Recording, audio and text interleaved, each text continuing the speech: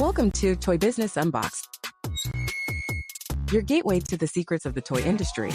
Here, Jason Shea, a toy entrepreneur and expert in the field. Every product we develop is really inspired by some of the real life experience that we have with our son. 60% of all toys last year were sold on Amazon, which is incredible. Be passionate about it because it's a road, it's a journey. Like when you have an idea that you think is like gonna somewhat like change the world, make things better, I'd say go for it. We'll guide you through the enchanting world of toy design, marketing, and manufacturing. Now let the unboxing begin. Welcome to another episode of Toy Business Unboxed. Today, we are thrilled to have Ethan and Mark, the leader behind Marky Sparky, a company that has been bringing innovative and fun toys to kids for decades, with deep-rooted passion for the toy industry, and is a parent and son duo that we cannot deny in the industry. And Ethan has been continuing the legacy by overseeing product development, brand strategy, and more for the company. And thank you, both of you, for coming on today's episode. Thanks for having us. Can we start off just by sharing with our audience, how do you guys start the company many years ago? So what inspired you? Yeah, so Mark right here started the company about almost 30 years ago now. Basically started with one product, the California Chariot, which was a scooter that a lot of people would recognize as a part of their childhood. It's the California Chariot. It's got a big bike wheel up front and two pads on the back and big bike handlebars and scoot around. Mm-hmm. It started with that product. It was actually the California Chariot company. Little by little and then lot by lot, when that started to gain success and Mark wanted to make new products, he realized you have to name the company something other than the one product in order to make new products. So he pivoted to Marky Sparky in order to open up the world of making a whole bunch more toys, which he did for about 23 more years or so, until the I came aboard and then we really started going. Okay. I insist you call me Mr. Sparky now. Mr. Sparky, yes. Sparky, everyone calls him here. But yeah, so that was the inception of Marky Sparky. One product at a time, had a lot of successes, had definitely some failures. We're really proud of the products in our history and really proud of the products coming forth in our future. And I think Mark is such a legend in the toy industry. You did invent one of the Nerf bow and arrow product as well, right, Mark? I don't know what year you invented it, but 1992. He's on the Mount Rushmore of old product of the toy industry, of the toy industry. I would say a lot of people don't know the lineage of a lot of these toys, and he knows them because he was there. So it really is cool to talk to him about all the things that he was a part of even before his own company, and learn about the landmark toys that either he helped design or more often than not wholesale invented and then either was working for a company or licensed it to those companies. It's really amazing to see what that lineage looks like. I see. I sound like a pretty fun guy. You are a really fun guy, of course. And I'm going to throw some question that's not in the interview question, just out of my personal curiosity, because I also grew up in an entrepreneur family. My dad also ran a business, but growing up, I have been always living under the shadow of his success, so to speak. So when I grew up, when my dad asked me the very important question, do you want to take over the business? I say no, because I want to build something bigger than yours. That's what I told him. So for you, Ethan, like growing up under your dad's shadow, what went through your mind when your dad approached you and say, son, let's do this and grow this business together? What's interesting is there's two things about that. One, I never felt in his shadow in that way. Growing up, he was my dad. And what my dad did was what my dad did. In the same way a lot of other kids' parents had other more typical jobs. My dad was a toy inventor. It was just what life was for me. So I didn't really think about it differently. And I didn't have a concept of what it meant to run your own business growing up, because it was all I knew was that my dad ran his own business. He was a toy inventor and he owned his company. It's not until grew up, and the second part of this is I never wanted to run the company. You never wanted to. One day you're going to grow up and take over the company. That's true. And it was always a joke. It was never felt real. There wasn't a pressure for it. And I went away to school for something completely different and didn't really have any thought or interest in coming back to work for the company, run the company in any capacity. It was through just a series of the way life happens. COVID hit. I had to move back home from DC. I was working in a completely different field. I ended up coming to the office just to do some stuff when things were weird in COVID and everything was on pause. And I stayed. And eventually it turned into a more serious role and then a more serious role. And there wasn't really a time for a while there that Mark said, I want you to do this. I want you to run the company. I want you to stay. It was really, he let me find my way into it, which is why I think I care about it as much as I do. I see. Thank you for sharing. For my experience, because my dad started a company when I was born, and he was able to grow the business from just him and my mom, 2 people, to 100 people company over the years. So it was very intimidating for me growing up, because everyone will call me like the boss son or something like that when I go visit the company. So it was a lot of pressure. Even if when we have that conversation, okay, if I do take over the company, all the people that will be calling me or reporting to me, they have saw me growing up. Pretty much they are my uncle and aunts almost. It's very awkward to manage people that see you growing up. And I have had to navigate some of that because, especially for a while, we have a small team, but it for so many years has been comprised of people that were employees for a very long time. And so they did see me growing up. They'd see me in high school, in middle school, coming back from college. To then transition to working for the company was a challenge. I knew very early on that was very important, was how I presented myself and was perceived. I am the boss's kid. There's no getting around it. I made the decision very early on to call him Mark and not Dad. No one else calls him Dad, so that would be weird. And then strive while I was an employee and not in the position I am now, abide by the same rules as everyone else and work on the same terms. He's forgetting the main point, which is he's incredibly good at what he does. He's just got an innate ability to look at product, look at the whole scope of things. So it's not just, you don't just roll into the plate.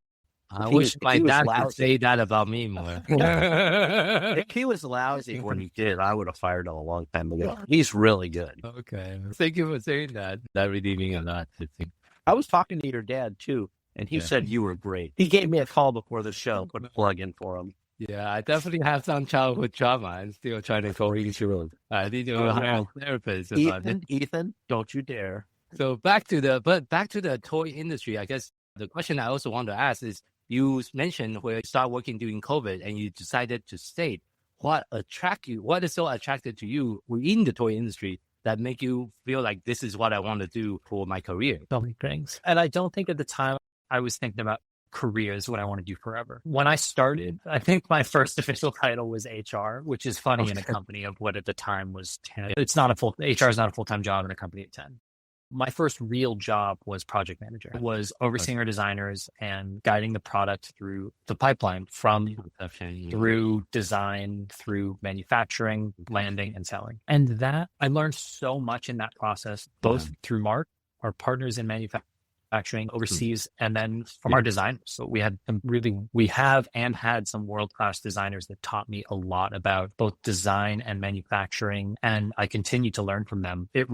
This idea of imagining something that is fun and making it something new that wasn't there before, not just a better version of something, but something that without which a form of play couldn't exist. It's thrilling. And that's what we strive to do every day.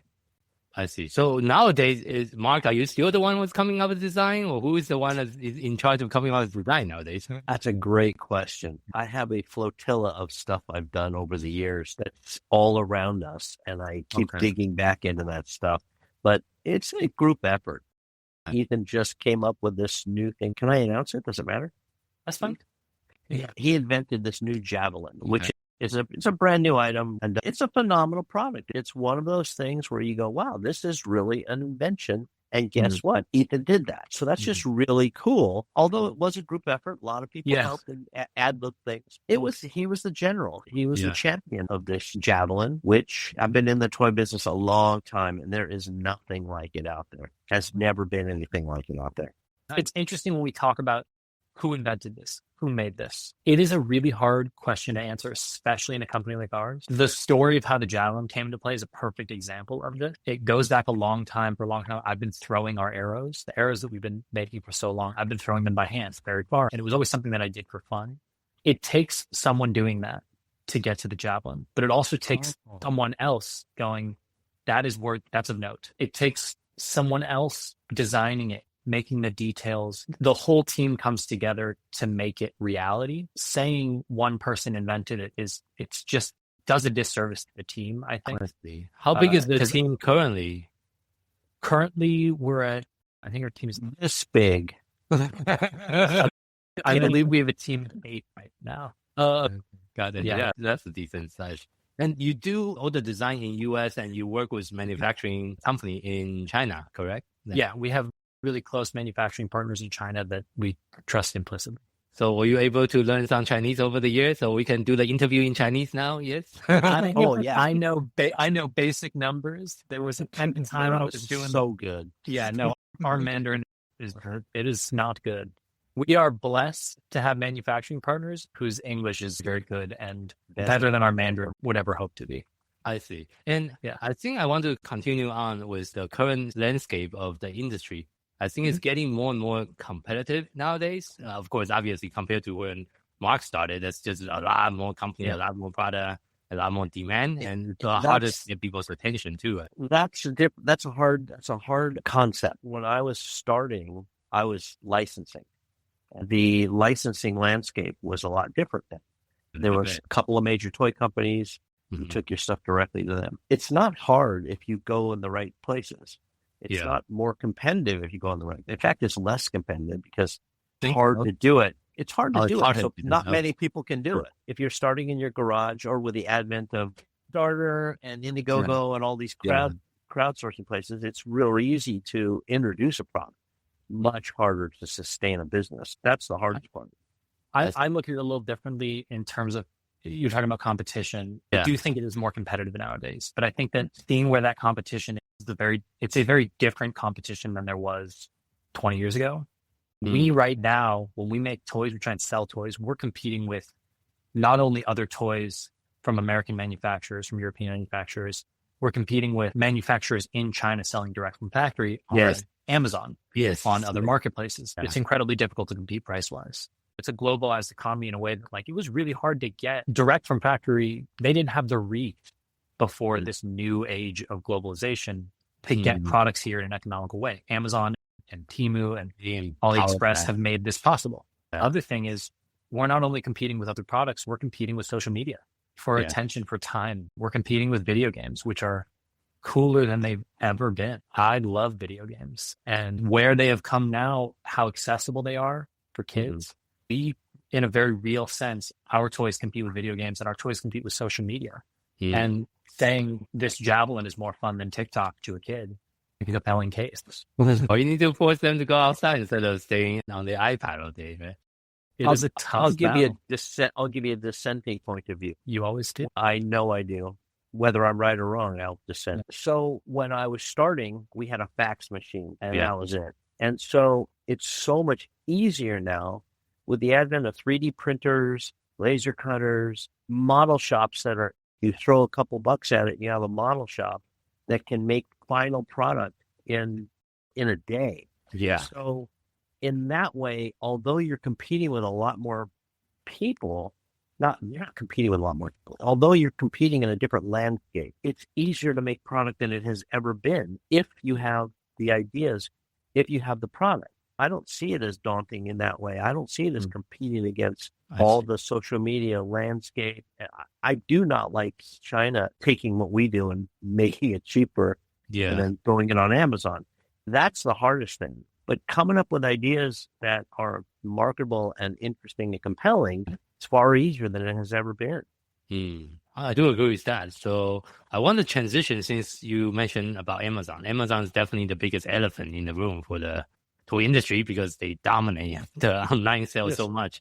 How do you feel about the state of Amazon, and how does it affect your company or your marketing strategy as a whole? Are you trying to spend more time on it, or trying to run away from it? Or what is your stand when it comes to Amazon and marketing? This is a topic that comes up often. It's a really difficult question because we've done a lot of business with Amazon for many years. And for a while, it was a very large source of revenue. It has eroded considerably from two directions, basically. I guess three directions. The cost of selling on Amazon because of shipping and fees has gone through the roof.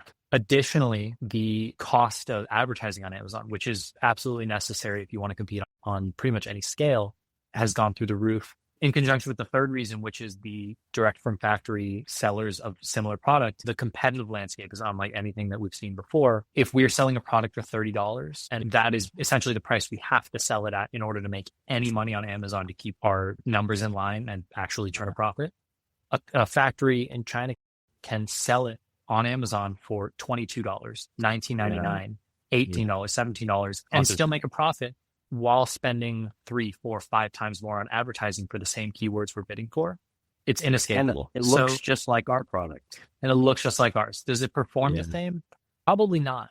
We really pride ourselves on function and quality, but you can't tell these things very easily on an Amazon description. The consumer does not know how to discern quality and function. So long term, we've made the decision and seen that largely, no matter how much we sell on Amazon, it's very difficult to turn a profit because of all of these factors. And so we're pivoting. We're not going to stop selling altogether on Amazon, but we've realized it's not a growth market for us. And so new products that we come out with are not geared for that market. The other thing is we got really tired of how our product design pipeline was constrained by Amazon. The way that Amazon structures its shipping prices is very restrictive. It has to fit within what we call the magic Amazon box. Yeah. If it doesn't fit in this 14, 16, 8, something like that. No, it's 18, 14, 8. It's close. If it doesn't fit within these dimensions, and we're talking by a millimeter, and these are scanned by lasers and robots. And you have different sizing here, then you increase your fulfillment price. You instantly get charged another $4 or $5. And so we would find ourselves in discussions of product design going, we can't make the product we want, how we want to make it, because it has to fit in this box. How do we break it down to fit in this box? How do we make this shorter, make it 2 pieces?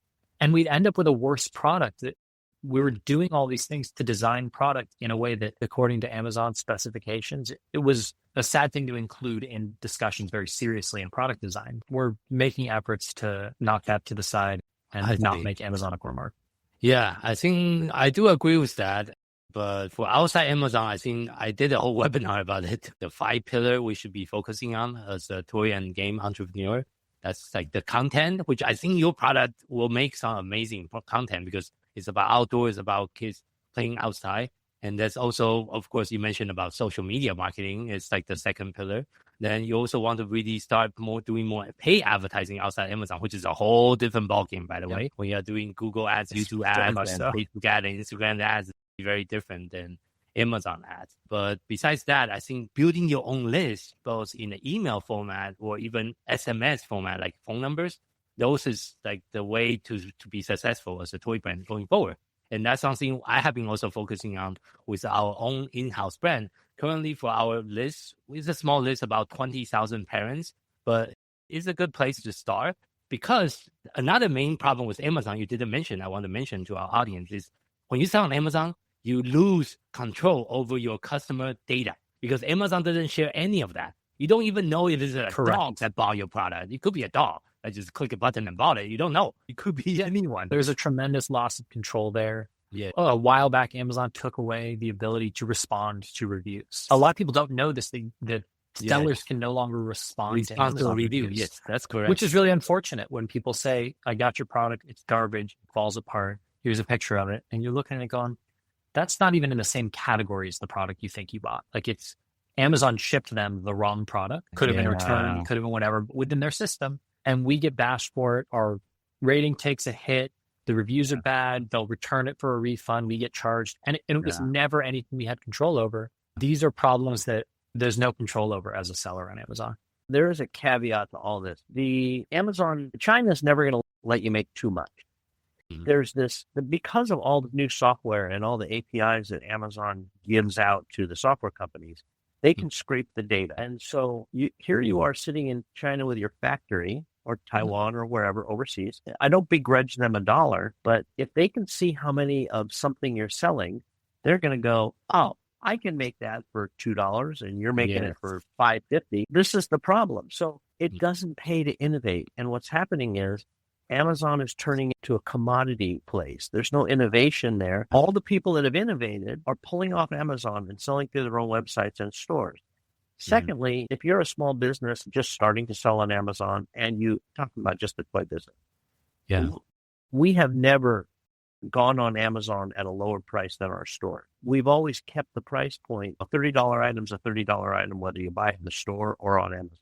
As you start to cut those prices, the stores are going to go, hey, why should I sell you product? They'll be angry. It's on Amazon. So with those two things, it's really becoming a very hard place to do business. It's just a super hard place to do business. There's so many things wrong with it where 10 years ago, there was a lot of things right with it. I do want to add an addendum and a caveat to that. I think there is this sense that a lot of people feel that factories in China just do this. They just see what's good, they copy it, and they sell it on American marketplaces. This is not the norm in China. This is not all factories. Some factories have this business model of looking on Amazon, seeing what sells well, making it for cheaper and selling it. We are very proud of the factories that we work with and the partners that we have, and want to make clear that this is not a judgment against China or against the factories we work with. They are proud of the fact that they make innovative products that are not copies of other people's. This is something they feel strongly. And so we just want to make sure that people don't get the sense that this is a global problem. Yeah, so there's always some rotten apple in the group that kind of ruin it for everyone. It's not rotten apple. It's a business. It's a business concept. It's really not. They just do it because that's what they do. That's their business model. They see something good. They go, we can make that. And then they make it. And so again, I don't begrudge them. That's just the business model. Amazon's the one that's not honoring copyrights, trademarks, patents. And so that's an Amazon problem. That's not an overseas problem. I see. So I want to go back to the toy design piece, because a lot of the product you design, just like you mentioned, is very innovative, very different than everything else that you see in the existing marketplace. With the trend of social media, like for my kids, they're always on YouTube after homework. How do you figure out what kind of toy that can still capture the kids' attention nowadays? Do you have any tips or tricks that you would like to share with our audience? Yes. We ask ourselves this a lot. Do you follow the trend? Do you follow what people want? Or do you try and get ahead of it? Do you follow what you want? We, because of the way we work and the way we think, very often or always are thinking, what am I excited to play with? What is something that I want? The Javelin to me is incredibly exciting. We are constantly playing with it at work. We're constantly finding excuses to go throw it in the parking lot. That to me says it's a good product, because if I want to play with it and our designers want to play with it, other people will want to play with it. Okay, that's a good way to look at it. This holds true for all designers, all inventors in the marketplace. Build what you want, build what you like. If you don't like it, go ahead. We have tried on several occasions we'll go into Target, we'll go into toy stores and see what's hot. How do we make that better? What's a way we could do this? And we'll make something. We'll make a rapid prototype of a game, of a product with a new twist. We'll have some idea. We'll play with it. It'll work. It's not exciting. And we always come back to, is that exciting? Is that new? Yes, it works. Do we care? Is it something that's compelling? And if the answer is no, we move on.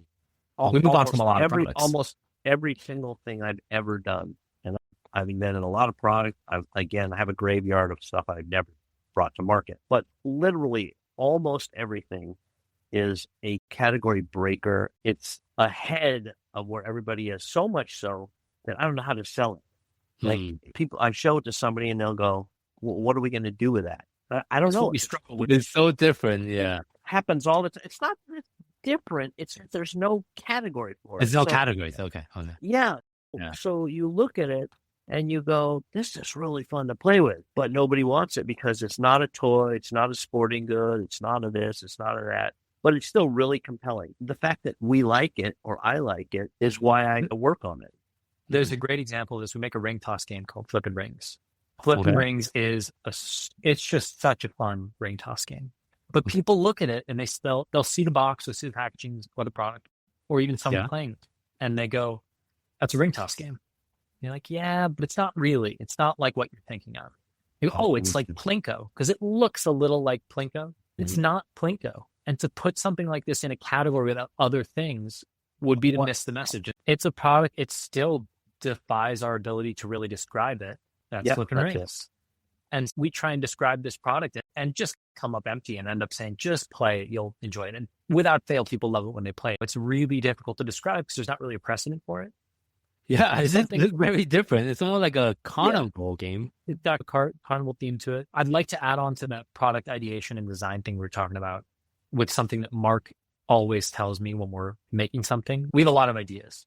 We come up with a lot of kind of first drafts of things. We get really excited about them in the day. We'll make a sloppy, rapid prototype and play with it. It's really exciting and cool. Mark will always say, awesome, great. Come back to it tomorrow. Sleep on it.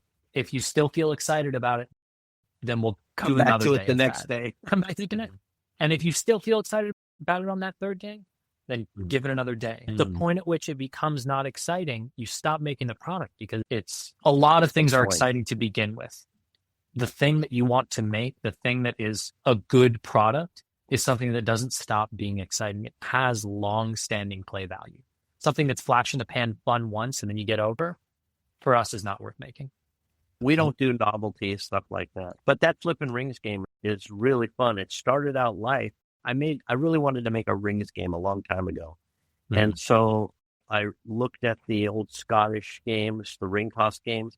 They're really bar games. And they started out as cup hooks. And the rings were, I think, gaskets for the kegs. And so they used to play this in the bars. It was called Rings or Ringers. And so I really liked the game. Anyway, I made my own and I brought it to market. It sucked. It was just terrible. The rings fell off 60% of the time. You'd throw them and they wouldn't hook. And we'd go to trade shows and I hated picking the rings up off the ground. At a trade show, it's just not fun to do that all day long. I tasked the group to come up with a ring toss game where the rings never hit the ground. And so that was, I didn't want those rings to hit the ground, so I didn't have to pick them up. We had this one guy, Jacob was awesome. Yeah. And he came up with this one little mechanism. He didn't even know he did it. It was just this really cool thing. You think he knew of course he knew he did it. The thing was he had come up with this like Rube Goldberg ring thing where there were so many features of it. They were really cool, but it was that one that he went, that piece is the magic. It was the ring that flipped was so cool. And it didn't hit the ground. And so, bam, flipping rings. It was just so fun. And now it's just, if you see it, you can't stop playing it because it's so simple and so fast and so compelling. I just wish I could win, which I cannot. For some reason, Ethan wins every time. I think he has some weird secret on me. I have weird powers of having longer arms. That's an advantage. The adage is go where they're not. That's the adage. When you're inventing toys, especially toys, go where they're not. If all the competition is going that way, go that way. Find some place where it's an underserved category, someplace that don't put this out on the internet because we don't want anybody to know our secret. This is between you and me. Just go where they're not. It's too hard to compete with all the big companies all making X product. Well, you got to go someplace else. Yeah, I agree. Thank you for sharing that. So the final question as well, winding down today's interview, the last question I always ask the guests is, if you had to share just one piece of advice with someone that's getting started in the toy industry, what would that be? Each of you can take turn and answer that. I want the last say, so you go first. That's a really tough one. I think I'll zero in on design and production. Don't spend money on things you don't have to. Development is very expensive. It can be very expensive. There's a lot of companies that will offer services. They'll design your product for you. They'll design packaging for you. They'll help you with tooling files. They'll help you with this. They'll help you with that. They'll help you with graphic design. These things are very expensive and not wholly necessary. It is my belief that if a product needs to stand on its own, if the product stands on its own, the other things will follow. Make something so cool that people have to have it. Doesn't rely on graphics. My other piece of advice is that making things is not a black box. The manufacturing of items in this world is actually very attainable. It's never been more attainable than it is now. I'll share the story that Mark shared with me several years ago. Started working with a new partner in China, and he's been just amazing. And he's gone because he's embarrassed about the story. That's fine. We started working with an incredible partner in China. We had gotten to the point where we were going to make a product with him and we had to send the deposit, which I don't know, $20,000, something like that for tooling. And I was driving somewhere and I called Mark and I said, how do we trust? How do we know? How do we verify? Because it's not like it goes in an escrow account and, they get it when you get the tool. You wire money into an account into the nether and hope that somewhere someone is doing what you've agreed upon. So there's a lot of trust. And he said, do you trust him? I went, yeah. He's like, have you gone through all the due diligence? Which is just a lot of conversations. He said, that's all we can do. When Mark was first creating these partnerships in China with his previous contacts that he'd been working with for 20 years, he was doing this via just faxes. He wired money overseas based on faxes, which is bananas. We're now in an age where you can FaceTime with the people you are talking with. You can see that it is a real person and get a sense of what's going on. Yeah, WeChat is the way to go for China. WeChat, WhatsApp, all these incredibly amazing connective tools. Alibaba is a great way to meet people, but then moving off of it and forming a relationship on your own. This way to establish trust with a factory. Don't try and buy things off Alibaba on just a couple of messages and then send to the factory. You're not purchasing something that exists. You're purchasing something that you need a partner, not a vendor. And so I guess my advice is establish relationships when you're trying to make something and establish trust. It's easier than people think it is. I see. And hopefully Mark is coming back. I don't know where he went. Let me get him. He disappeared. Where you at? Here, come share your advice. Oh, what happened to me? He took a lot of my thunder, but there are a couple things. Don't lose your J job. Just don't keep your job.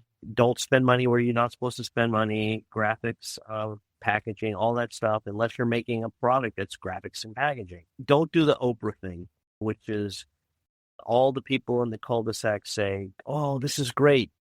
You should make that. You get into the cheerleader thing where your wife says it and your kids around the street say, this is fantastic. You should make that. It leads you down a path that maybe is not the right way to. The Oprah thing is don't follow your dreams. Follow your dreams. Follow your dreams. I get that, but you could follow your dreams right over the cliff. But you have to be smart about what you're making. So if that's the case, again, unless you have somebody bankrolling you, this is your own real money. I think Kickstarter is a great place to go for young inventors. Doesn't cost very much. You really get to feel the marketplace. But Ethan said pretty much everything I was going to say. Can I add one quick thing? Go ahead. Be kind and do the right thing. Yeah. Even if it costs more money, making the right choices along the way and treating people right is worth whatever it costs. It will always come back in the end to help you. And if you do the wrong thing, it will always come back in the end to harm you. Agreed. Yeah, follow that when you're starting out with a product, and let's say the product costs $30, you're going to retail it for $30. If you make that product, the first 100 that you come out with costs you $25, right?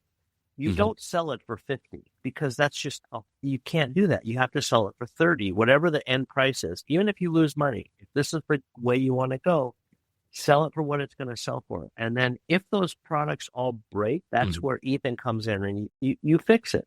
You don't, just because you screwed up doesn't mean the people that bought it. Does that make any sense at all? Or did I just, whatever? Yeah, it makes sense. Do the right thing. Yeah. Fix what you break. Okay. Where can people find your company online?